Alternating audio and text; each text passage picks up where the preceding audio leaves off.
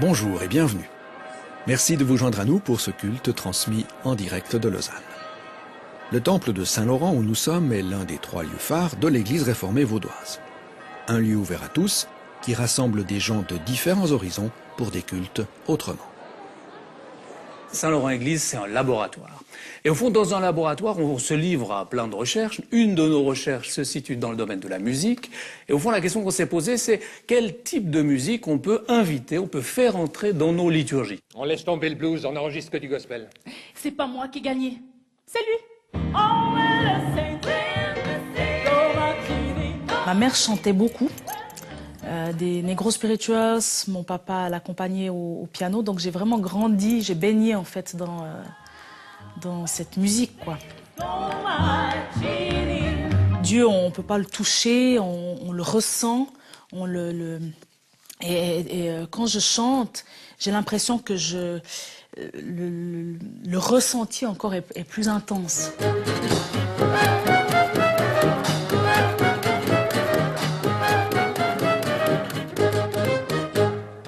Pour ce culte du 4 mars, il y aura le Swiss Yerba Buena Creole Rice Jazz Band, effectif normal, 8 personnes.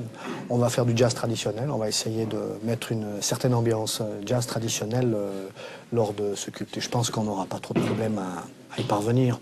C'est un petit peu notre métier depuis quelques années. Je ne pense pas que la religion a disparu, elle a juste pris une forme assez différente. Et la manière dont les gens interprètent la religion est devenue très diversifiée. À la paroisse de Martigny, j'anime également le chœur paroissial. J'ai le plaisir de réunir des paroissiens qui chantent à 2 ou à 3 voix, voire à 4 quand c'est possible, des chants qu'ils ont toujours chantés à l'unisson. Et puis tout de suite, on a un sentiment de partage que je vis également très fort au sein du Swiss Yerba Buena. Dès qu'on entend cette musique-là, on a envie de se lever, on a envie de bouger, on a envie de danser, on a envie de se réunir. Il y a beaucoup de chants religieux qui ont ensuite été transformés, rythmés. Il y a plusieurs mouvances qui se sont réunies et qui ont fait que, à l'aide du rythme et puis des mouvances culturelles, ça s'est transformé en cette musique rythmée que l'on a appelée le jazz. Les dimanches, justement, quand je chante à l'église, tous les échos que j'ai, c'est vraiment une personne m'a dit, ça me fait du bien à l'intérieur, ça me fait du bien à l'âme. Et ça, pour moi, c'est le plus beau des cadeaux. Quand on lit un texte biblique, on le lit de manière extrêmement sérieuse. Le culte d'aujourd'hui, et notamment la prédication, va se lancer à la recherche de ces traces d'humour dans la Bible, dans les paroles de Jésus, avec peut-être la question suivante, qu'est-ce que ça a comme incidence sur notre spiritualité? Est-ce qu'on peut imaginer une spiritualité souriante?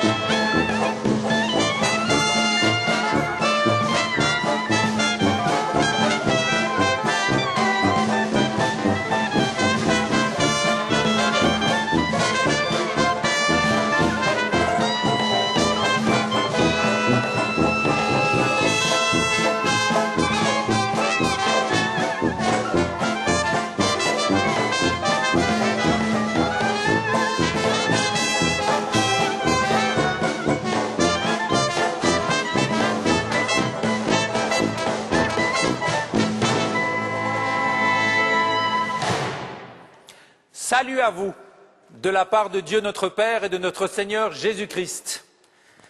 Bienvenue à vous qui êtes présents ce matin ici à Saint-Laurent-Église et bienvenue à vous qui nous rejoignez par notre télévision.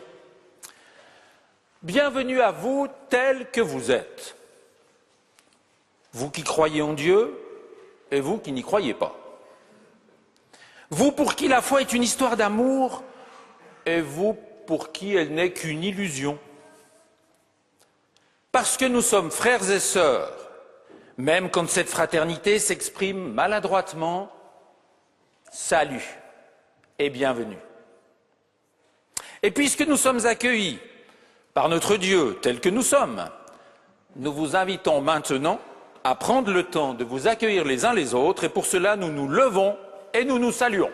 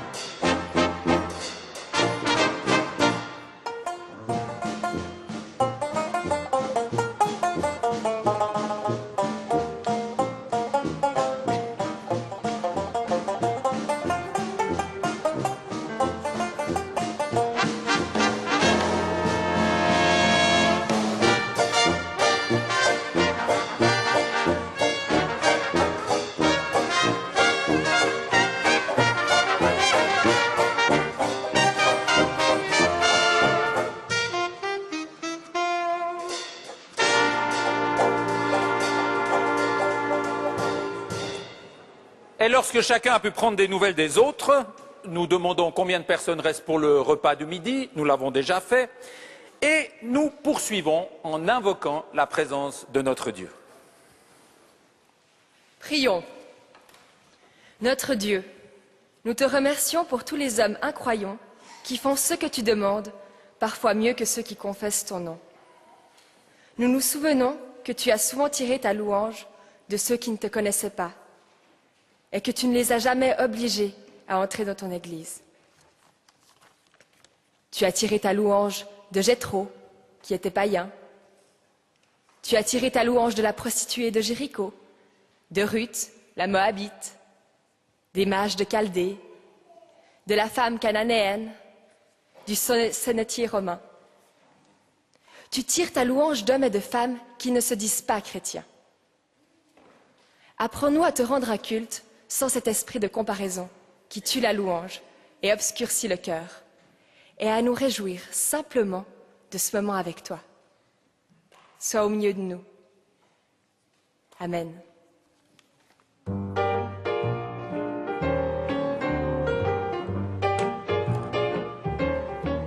Seigneur, tu cherches tes enfants, car tu es l'amour. Tu veux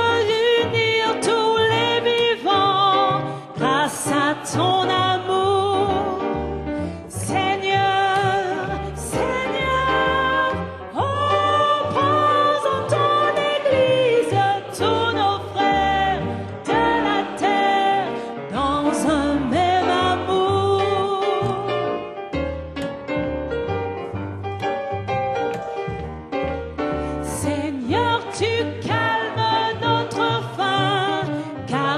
es l'amour. Partage à tous le même pain grâce à ton amour. Seigneur, Seigneur, oh, prends dans ton Église tous nos frères de la terre dans un même amour.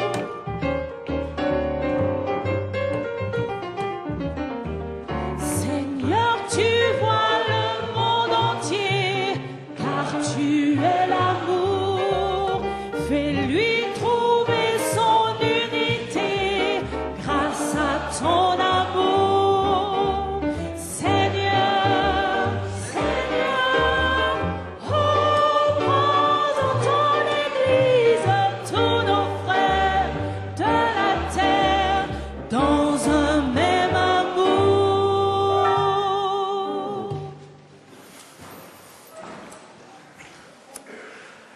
Depuis quelques instants, il y a des fidèles ici à Saint-Laurent et d'autres devant leur poste de télévision qui se disent peut-être on nous a promis un culte sur le thème de l'humour et jusqu'à maintenant, il n'y a pas beaucoup plus d'humour que d'habitude. Et vous avez raison. Et comme le thème de notre liturgie est est-ce qu'on peut prier, chanter, méditer, réfléchir avec humour, il est temps de se jeter à l'eau. Et nous avons pensé, mon collègue Daniel Fatser et moi-même, que la première chose à faire était peut-être de rire un peu de nous, les pasteurs.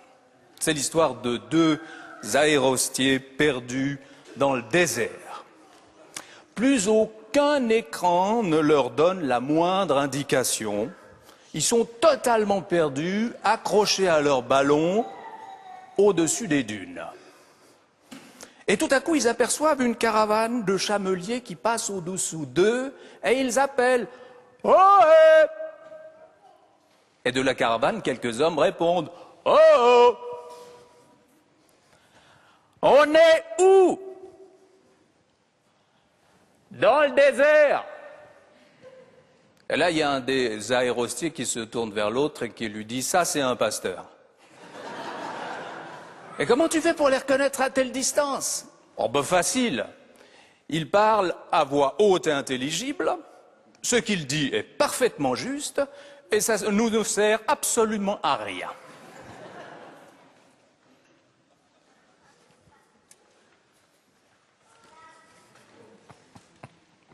Le psaume 150, c'est le dernier des psaumes. C'est aussi le plus court. Mais ce qui est court, c'est le texte. Lorsque ce texte était chanté, rythmé, c'était certainement beaucoup plus long. Nous allons essayer une version avec musique sur un thème de Duke Ellington. Chantez la louange du Seigneur, chantez la louange de Dieu dans son temple saint, chantez sa louange dans le ciel, au royaume de sa puissance. Chantez sa louange pour ses actions éclatantes, chantez sa louange pour toute sa grandeur. Chantez sa louange en laissant libre cours à votre imaginaire. Chantez sa louange au son du banjo, de la trompette ou encore de la planche à lessive.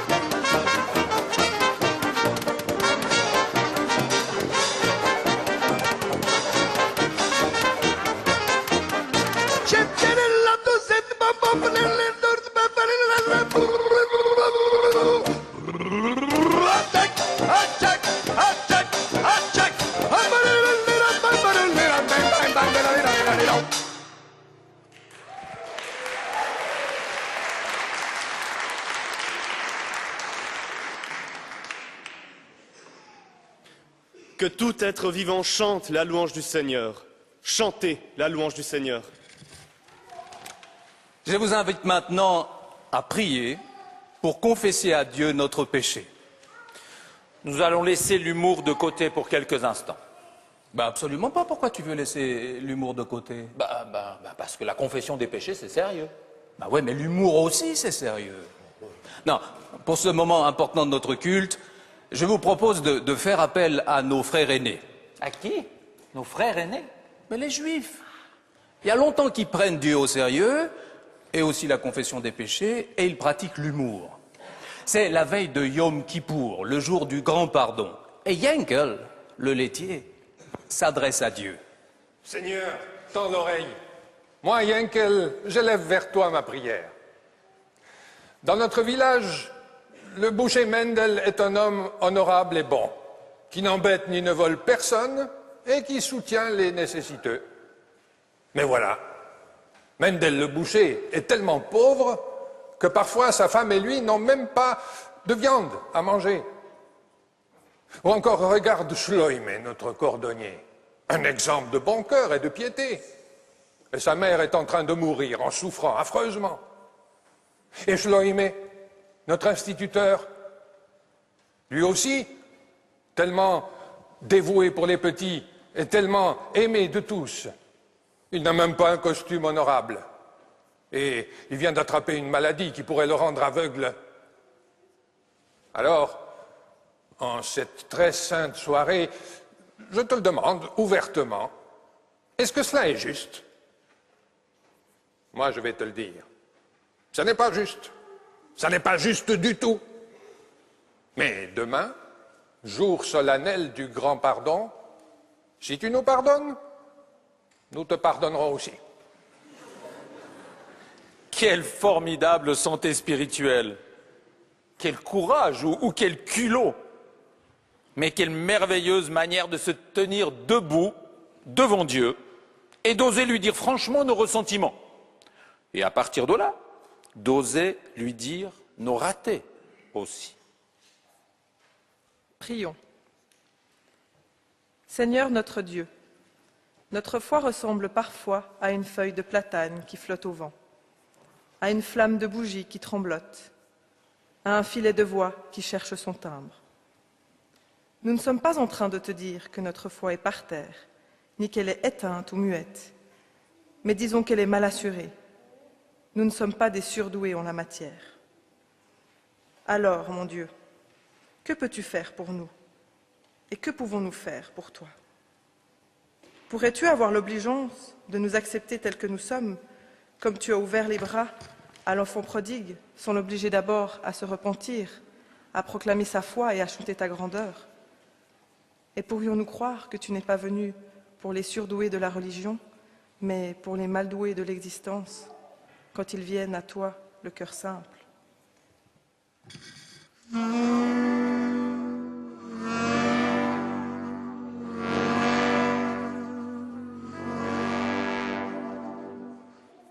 Lorsque nous tournons en rond, en butant sur nos limites comme un disque rayé, Dieu vient nous faire sortir du sillon infernal. Car comme l'écrit l'apôtre Jean, si notre cœur nous accuse, Dieu est plus grand que notre cœur.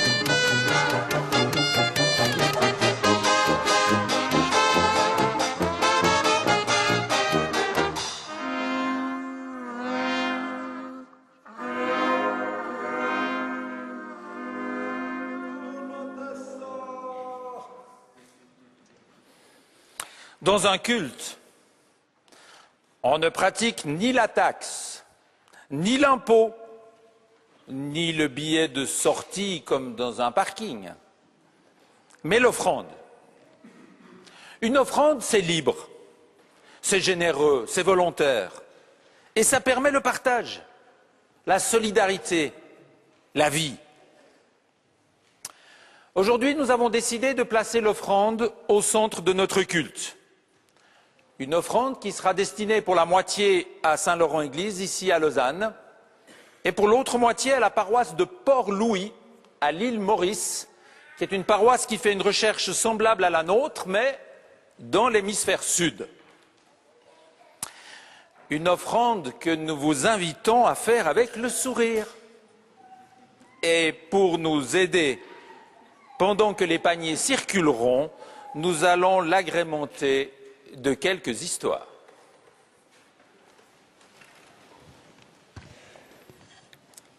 C'est une petite pièce de 1 franc et un gros billet de 1000 francs qui arrivent au paradis.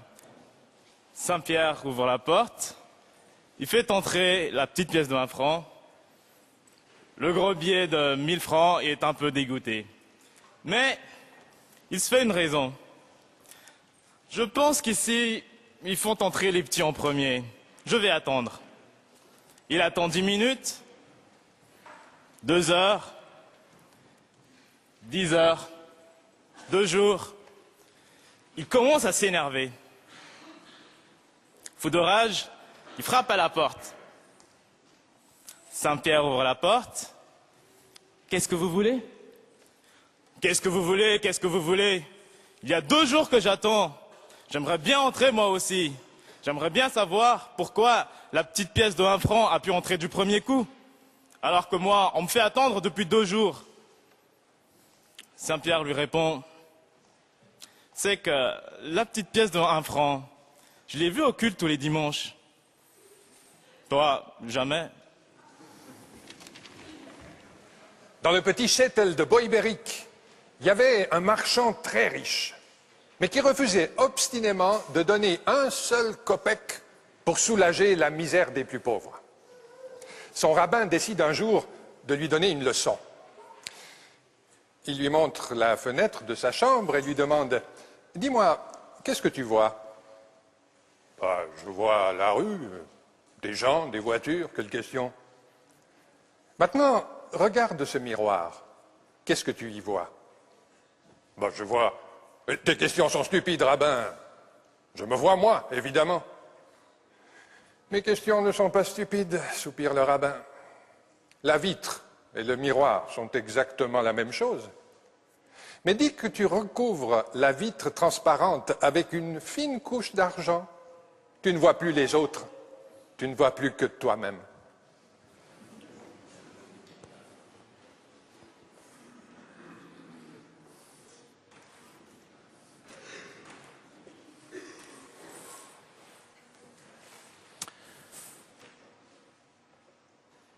Seigneur, c'est en ton nom que nous avons fait cette offrande, c'est à ton service que nous la consacrons. Amen.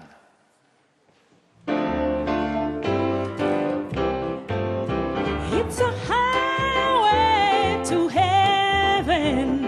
None can walk up there, but the pure in heart. It's a highway to heaven, walking up the King's highway. It's a highway to heaven. None can walk up there, but the pure in heart. It's a highway to heaven, walking up the King's highway. My way is brighter, my Lord is lighter, walking up the King's highway. There's joy in knowing with Him I'm going, walking up the King's highway. It's a highway to heaven. None can walk up there, but the pure in heart. It's a highway to heaven, walking up the King's highway. If you not walking, start what I'm talking, walking up the King's highway. There'll be a blessing, you'll be confessing, walking up the King's highway. It's a highway to heaven. None can walk up there, but the pure in heart. It's a highway to heaven, walking up the King's highway. Walking up the King's highway, sing up the King's highway, praying up the King's highway, shouting up the King's highway, working up the King's highway, praying up the King's highway, sing up the King's highway, shouting up the King's highway. Walking up the King's highway.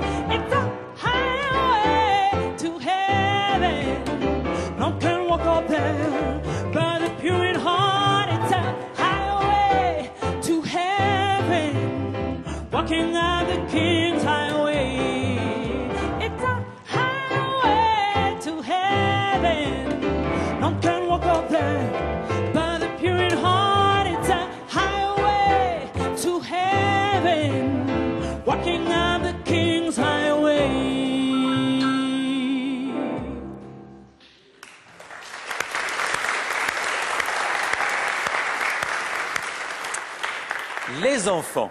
Les enfants, regardez-moi.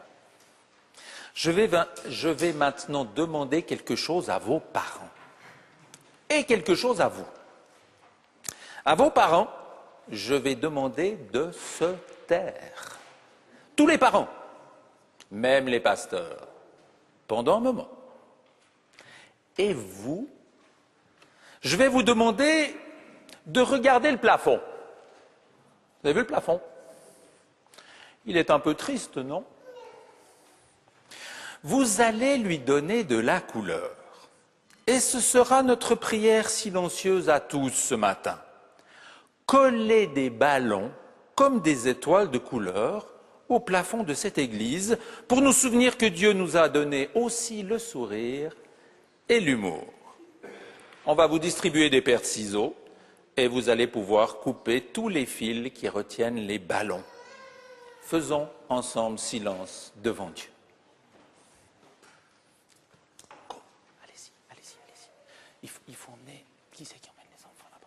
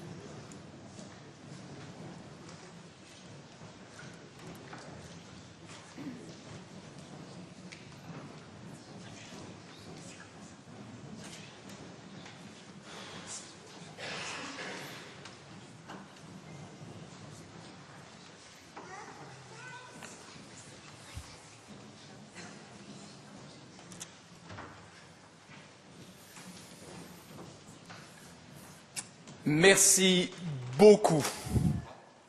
Grâce à vous les enfants, nous avons un plafond qui sourit.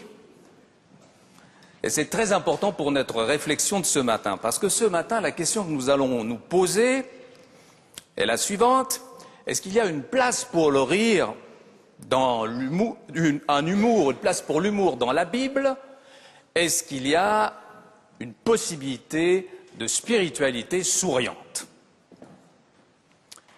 On va tout de suite commencer à réfléchir avec le sourire. Un théologien libéral se rend un jour dans une église ou une communauté charismatique est en train de louer Dieu. Loué sois-tu, Éternel des armées, toi qui as ouvert la mer Rouge pour laisser passer le peuple d'Israël. Le sang du théologien libéral ne fait qu'un tour. Il ne peut s'empêcher d'intervenir pour expliquer comment les choses se sont véritablement passées. C'était la mer des joncs, la mer des roseaux, une mer peu profonde, 10 cm d'eau à peine. Et Moïse connaissait des passages où elle était encore moins profonde. Il a conduit le peuple par des endroits où la mer était ridiculement basse. L'enthousiasme de la communauté faiblit, le théologien ressort de l'église, convaincu qu'il a contribué à éclairer ses fidèles dans leur compréhension de l'écriture. Mais à peine il est sur le trottoir qu'il entend la louange qui reprend de plus belle. Il se précipite dans l'église et qu'est-ce qu'il entend? Loué sois-tu, Éternel Dieu, Dieu des armées, Dieu tout-puissant, Yahvé Tsebaoth. Toi seul es capable de noyer toute l'armée d'un pharaon dans 10 cm d'eau. Pas d'affrontement théologique. Dans cette histoire, juste un retournement humoristique pour faire surgir la louange là où on pensait l'avoir noyée. Dans l'Ancien Testament, le retournement, le décalage, c'est ce qui provoque le rire, le décalage entre la réalité humaine et l'extraordinaire de la promesse de Dieu. Et l'exemple le plus fameux, c'est Abraham et Sarah, bien sûr. Dieu dit à Abraham, « N'appelle plus ta femme Sarai, à partir de ce moment, son nom sera Sarah. Je la bénirai, et par elle, je te donnerai un fils. Oui, je la bénirai, elle deviendra la mère de plusieurs peuples, et des rois naîtront d'elle. » Et Abraham se met à genoux, le front contre le sol, et il se met à rire. Mais moi, j'ai 100 ans. Est-ce que je peux devenir père? Et Sarah, elle a 90 ans. Est-ce qu'elle peut avoir un enfant? Et je suis certain que le rire d'Abraham, c'était un vrai rire. C'était pas un rire coincé à la Valéry Giscard d'Estaing. Non, Abraham a dû la trouver bien bonne. Il est là, par terre, le front contre le sol. Il ne peut pas se relever tellement il rit. Il est mort de rire. Des comme ça, il n'en entend pas tous les jours. Et il rit tellement que Hilary, Yitzhak, va devenir le nom de son fils. Donc dans la Bible hébraïque, dans l'Ancien Testament, on rit. Et dans le Nouveau Testament, est-ce que Jésus riait? Saint Jean Chrysostome, Baudelaire, Bossuet ont tous considéré comme une évidence que Jésus ne riait pas. Pour eux, impossible d'admettre que celui qui allait se soumettre à la volonté de son Père jusqu'à mourir en croix, jusqu'à devenir l'agneau sans tache qui rachèterait l'humanité pécheresse, évidemment, il ne pouvait pas rire. Et à l'appui de cette thèse, ils ont fait remarquer que dans le Nouveau Testament, on nous présente Jésus en train de pleurer, de manger, de boire, de dormir, mais jamais de rigoler. À ces constatations, on pourrait objecter 3 choses. D'abord, que les évangélistes nous disent explicitement qu'ils n'ont pas mis par écrit tout ce qu'ils ont vécu avec Jésus, ou tout ce qu'ils ont vu, mais seulement les paroles, les faits, les gestes, susceptibles selon eux de susciter la foi ou de conforter la foi des disciples. On peut donc imaginer que les éclats de rire de Jésus, pas plus que la longueur de ses cheveux, ou la couleur de ses yeux, ou la rondeur de son ventre, ou son goût pour le pudding. Tout cela n'a pas constitué aux yeux des évangélistes des éléments utiles à consigner pour conforter la foi des fidèles. Ensuite, on peut aussi raisonner par l'absurde et se dire pourquoi est-ce qu'on aurait invité aux noces de Cana Jésus et ses disciples s'ils avaient eu autant d'humour qu'un croque-mort. Honnêtement, dans les jours de fête, on évite la compagnie des rabat-joie. Et dans l'Évangile, on accuse Jésus d'être un ivrogne et un glouton, ce qui fait que son comportement tranchait naturellement avec celui de son cousin, austère, Jean-Baptiste, autrement plus sérieux. Et enfin, comme prédicateur, on est en droit de penser que Jésus n'était pas trop rasoir, puisque l'Évangile de Marc nous dit que la foule l'écoutait avec plaisir. Marc ne dit pas avec intérêt, avec attention, non, non, avec plaisir. Décidément, Jésus n'est pas du tout le type même de l'austère prédicateur aux doigts levés, aux sourcils broussailleux froncés et à la voix tonitruante, même si plusieurs films ont voulu nous le présenter ainsi. Bien entendu, pour déceler l'humour, il faut un peu de disponibilité, c'est comme pour aller cueillir des champignons. Il y a plusieurs épisodes dans les évangiles qu'on peut lire très sérieusement, parce qu'on y parle de Jésus, ou qu'on peut lire avec humour. Exemple, la rencontre avec Nicodème. Nicodème, un bonhomme tout à fait brillant, Nicodème, un prof, d'éminence grise. Et Jésus lui dit, « Ah, je te le dis, mon Nicodème, c'est la vérité, personne ne peut voir le royaume de Dieu s'il ne naît une deuxième fois. » Et là, je ne sais pas si vous voyez la tête de Nicodème. Hein. Il ouvre des yeux tout ronds, il plisse le front, il ne comprend rien du tout. Mais enfin, comment un homme qui est vieux peut-il renaître? Il ne peut pas rentrer dans le sein de sa mère. Et là, on pourrait tout à fait imaginer Jésus qui désamorce la phrase et qui lui dit « Mais attends, c'est un exemple, c'est une image, Nicodème. » Ben, pas du tout. Jésus, il en rajoute une couche et il lui dit « Mais qu'est-ce qui se passe, Nicodème? Je ne comprends pas. T'es prof et tu ne sais pas ça. » Et quand les pharisiens demandent à Jésus de quelle autorité et de quel droit est-ce que tu fais cela? Et que Jésus leur répond, je vais vous poser une question. Si vous me répondez, je vous réponds aussi. Qui a envoyé Jean-Baptiste? Dieu ou les hommes? Et là, les pharisiens se mettent à réfléchir. Si nous répondons Dieu, il va nous dire, alors pourquoi vous n'avez pas écouté ce qu'il disait? Et si nous répondons les hommes, ils ont peur de la foule parce que tout le monde considérait que Jean-Baptiste était un prophète. Alors, courageux mais pas téméraires, ils répondent, nous ne savons pas. Et Jésus leur dit, eh ben moi non plus, je ne vous dirai pas de quelle autorité je fais cela. Et ils tournent les talons. Non, décidément, il y a chez Jésus un côté pince sans rire, un côté humour, un côté ironie, un côté plaisir des situations qui font sourire. On retrouve tout ça dans la plume des rédacteurs des évangiles. Jésus riait-il? Je ne sais pas vraiment. Toujours difficile d'analyser le non-dit. Mais Jésus faisait-il rire? Certainement. Bon, le temps passe, il faut qu'on avance. Dernière question incontournable. Quelles raisons spirituelles pourrions-nous avoir de rire ou de sourire? J'en vois au moins 3. La première, c'est que l'humour nous permet de sortir du cycle infernal de nos petits soucis. Exemple. On peut se lamenter sur le fait qu'il y a de moins en moins de catéchumènes, de moins en moins de fidèles au culte, de moins en moins de cultes, bientôt plus de cultes dominicaux ou plus de protestants. On peut aussi raconter l'histoire suivante. 3 pasteurs ont des problèmes parce qu'on a fait des travaux dans leurs églises et que toutes les chauves-souris qui étaient dans le plafond se sont retrouvées dans le temple. Inutile de faire un dessin de la saleté causée par ces bestioles. Alors ils décident de se retrouver pour partager leurs expériences et trouver la meilleure manière de se débarrasser des hôtes indésirables. Moi, dit le premier, j'ai craqué, j'ai pris la carabine de mon fils et j'ai tiré dans le tas. Et alors? Eh bien alors rien, j'ai fait péter tous les vitraux. Le deuxième dit, t'es vraiment un sauvage. Moi, j'ai pris un filet à papillons, je les ai attrapés l'une après l'autre, je les ai mis dans un sac, le sac dans le coffre de ma voiture, j'ai fait 20 km en forêt et je les ai relâchés. Et alors? Ben alors rien, parce que le temps que je revienne au village, elles étaient déjà là. Alors il se tourne vers le troisième, qui est aussi le plus vieux. Et toi? Ben moi j'en ai plus aucune. T'en as plus aucune? Non. Mais comment tu as fait? J'aurais fait 2 après-midi de catéchisme, je les ai jamais revus. Ensuite, on peut aussi se dire que l'humour,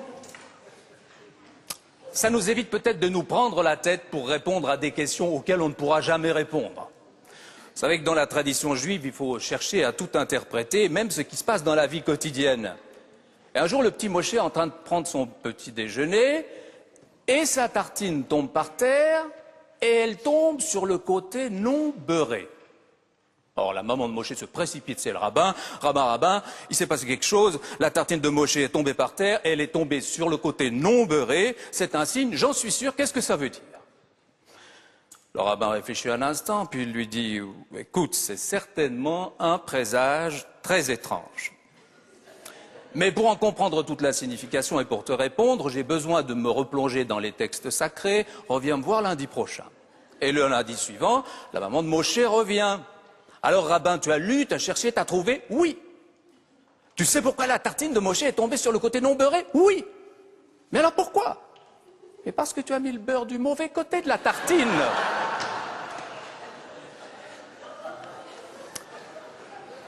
Et puis l'humour, ça nous sert aussi probablement à retenir des vérités spirituelles importantes que les développements de la dogmatique ou de l'homilétique ne nous permettent pas de retenir aussi facilement. Exemple, on peut faire une prédication sur la confiance. On peut aussi raconter l'histoire de l'homme qui faisait du jogging au bord de la mer sur une falaise et qui un jour, une attention de quelques secondes, met le pied à côté et hop, il tombe dans le vide. Heureusement, il parvient à se raccrocher à une branche qui dépassait de la falaise et il reste là, suspendu dans le vide avec la mer sous ses pieds et les goélands qui crient. Et quand il a repris ses esprits, il appelle « Oh, il y a quelqu'un ?» Et il entend une voix qui sort des nuages. « Oui, je suis là. »« Mais qui es-tu ?»« Je suis Dieu. »« Ah, tu es Dieu, mais alors si tu es Dieu, tu peux me sauver. »« Bien sûr, je peux te sauver, si tu me fais confiance. »« Oh oui, mais je te fais confiance, entièrement confiance, mais fais vite. » Alors lâche la branche. Je vais envoyer 2 anges pour te recueillir. Et là, il y a un grand silence, et on entend tout à coup, « Il y a quelqu'un d'autre ?» Chers amis, que Dieu nous accorde la grâce de savoir rire un peu de nous pour trouver notre juste place, un peu de la folie du monde et de son miroir aux alouettes pour garder le cap, et généreusement, lorsque nous découvrons l'extraordinaire de ses promesses. Amen.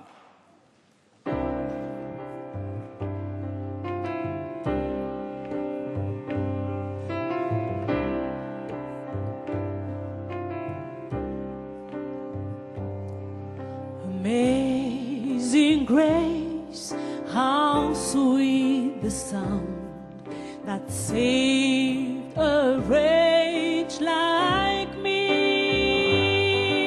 I once was lost, but now I'm found. Was blind, but now I see. 'Twas grace that told my heart to fear, and grace my fears relieve. How precious did that grace appear, the how I first believed. My chains are gone, I've been set free. My God, my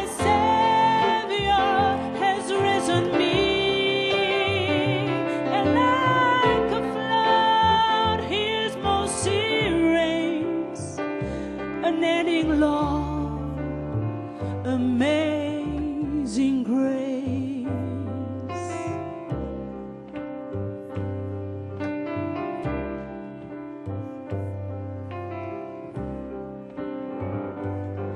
The Lord has promised good to me, His word my hope secure.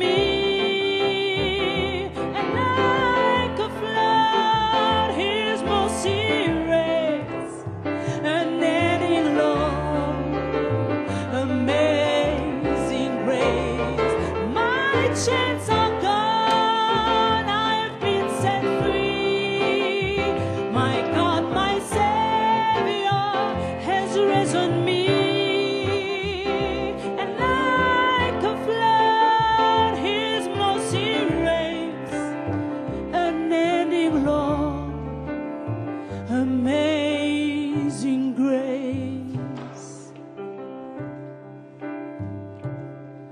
Quand nous aurons pendant 1000 ans célébré ses louanges,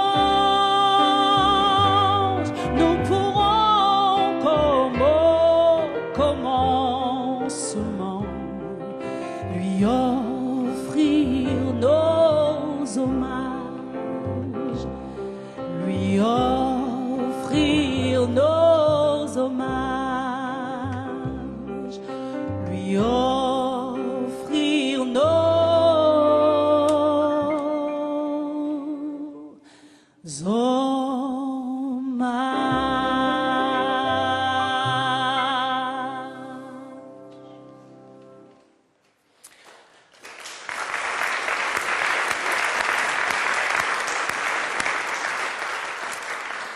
Fidèles aux convictions des réformateurs, nous croyons à Saint-Laurent-Église que la parole ne peut pas être monopolisée par les pasteurs. C'est la raison pour laquelle, après les prédications, l'Assemblée est invitée à réagir. Qui commence?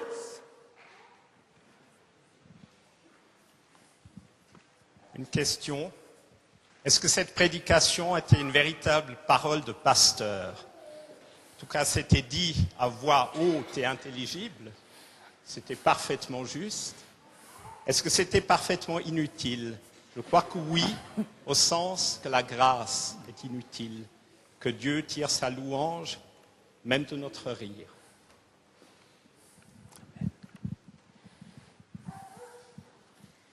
Alors tout d'abord, je voudrais vous remercier vraiment de nous avoir fait rire aujourd'hui. Ça fait du bien et je suis persuadée qu'un sourire peut faire beaucoup de choses et peut apporter vraiment de la joie aux gens.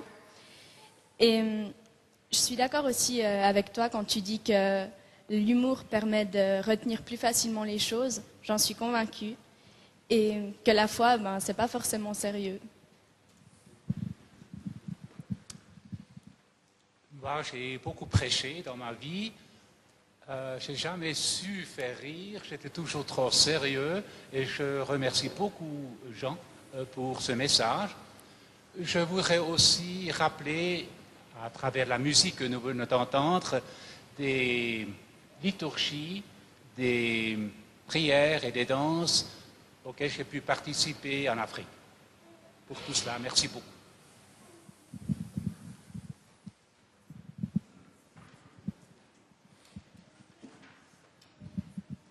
Alors, je trouve effectivement que d'approcher la foi d'une manière humoristique est tout à fait importante. On peut avoir une image très sérieuse de la vie religieuse, mais au contraire, moi, c'est une manière effectivement drôle que j'approche ma foi. Et je vous invite à le faire.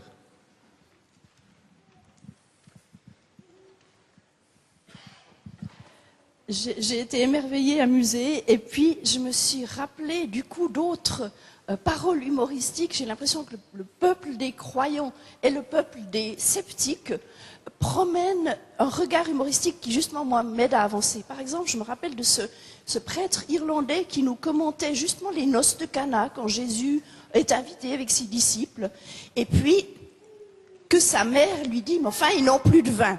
Et l'interprétation c'était: juste avant, ils sont au désert. Jésus et ses disciples arrivent, ils ont tout bu. Est-ce que Marie est en train de lui dire: toi et ta bande d'imbéciles, fais quelque chose?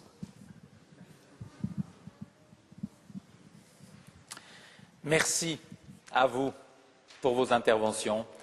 Et maintenant, je vous invite à prier vos prières récoltées sur les post-it. Prions ensemble.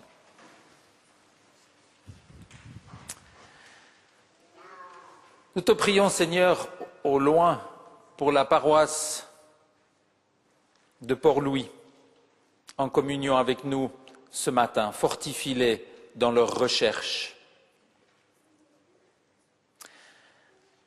Dans nos incompréhensions de vie, merci pour ta présence de chaque instant.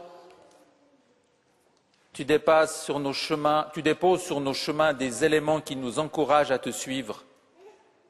Tu nous veux vivants, en alliance avec toi. Je demande à ce que l'Église Saint-Laurent puisse enfin trouver les mécènes qu'elle cherche. Nous te prions pour Narcisse, qui nous a quittés cette semaine, que sa famille trouve le chemin de la réconciliation. Seigneur, merci de nous avoir donné l'humour pour nous aider à vivre. Aide-nous à en faire bon usage. Et un joyeux membre de notre communauté qui prie Chidli Baboup, Odli Boup, Bab Chidli Baboup. Et pourquoi pas?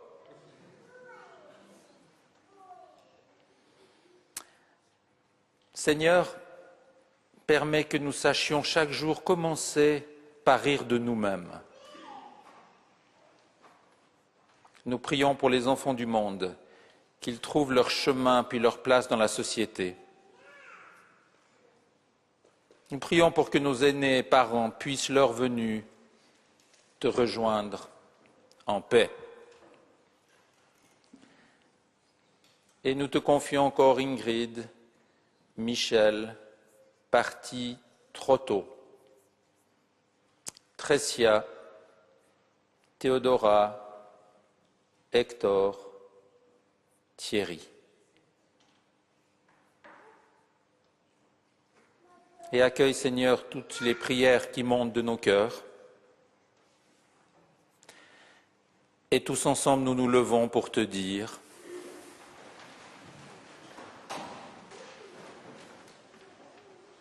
Notre Père, qui es aux cieux, que ton nom soit sanctifié, que ton règne vienne, que ta volonté soit faite sur la terre comme au ciel.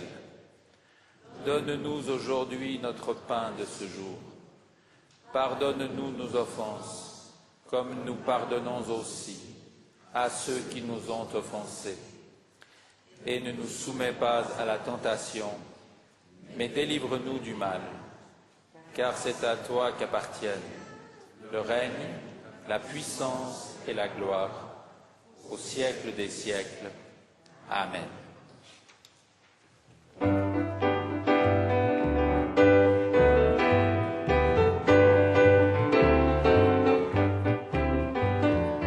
Une flamme en moi réchauffe mon cœur, cette flamme en moi brûle mes malheurs. Je sens qu'elle est là, sa douce lueur, brille en moi, brille en moi, brille en moi. C'est une flamme d'amour qui m'éclaire dans la vie, et cette lumière d'amour vient illuminer ma vie. En attendant le matin, je vais dire à mes voisins que cette lumière enfin vient briller en moi. Une flamme en moi réchauffe mon cœur, cette flamme en moi brûle mes malheurs. Je sens qu'elle est là, sa douce lueur, brille en moi, brille en moi, brille en moi. Le lundi j'ai son amour, le mardi je prends sa paix, mercredi est un beau jour, jeudi je veux le chanter, vendredi si j'ai lutté, samedi il vient m'aider, le dimanche cette joie vient briller en moi. Une flamme en moi réchauffe mon cœur, cette flamme en moi brûle mes malheurs. Je sens qu'elle est là, sa douce lueur, brille en moi, brille en moi, brille en moi, brille en moi, brille en moi, brille en moi. Restons debout. Merci à Laetitia Arnold, Anna Krenger, Elio Jaillet, Frédéric Yonatara, Béate Claire, Fabien Claire, Régis Décimo, Léonard Muller, Jean-Pierre Bourcart, Nidi Niederhauser, Jean-Daniel Gisclon, Olivier Claire, Flavie Crisinel, Daniel Favé, Carlo Bounous et Monsieur Janton pour les fleurs. Merci à tous les techniciens, producteurs, réalisateurs, grâce à qui nous avons pu ce matin élargir notre communauté. Merci à tous ceux qui ont travaillé dans l'ombre. qui ont préparé le café, tenu les câbles des caméras, tapé les textes, fait les photocopies. Et puis merci à vous tous qui êtes venus à Saint-Laurent-Église ce matin. Et merci à vous qui avez choisi de partager ce culte avec nous sur notre télévision. Sans vous, tout ce que nous avons préparé aurait été tellement plus triste.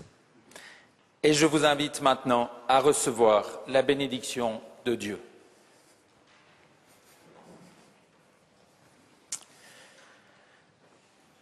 Que Dieu vous garde la grâce de savoir rire de vous-même. Qu'il vous accorde l'humour pour ne pas être accablé par les difficultés. Qu'il vous accorde le sourire pour traverser la vie en étant reflet de sa joie profonde. Et jusqu'à nous revoir, que Dieu vous garde dans sa main. Amen.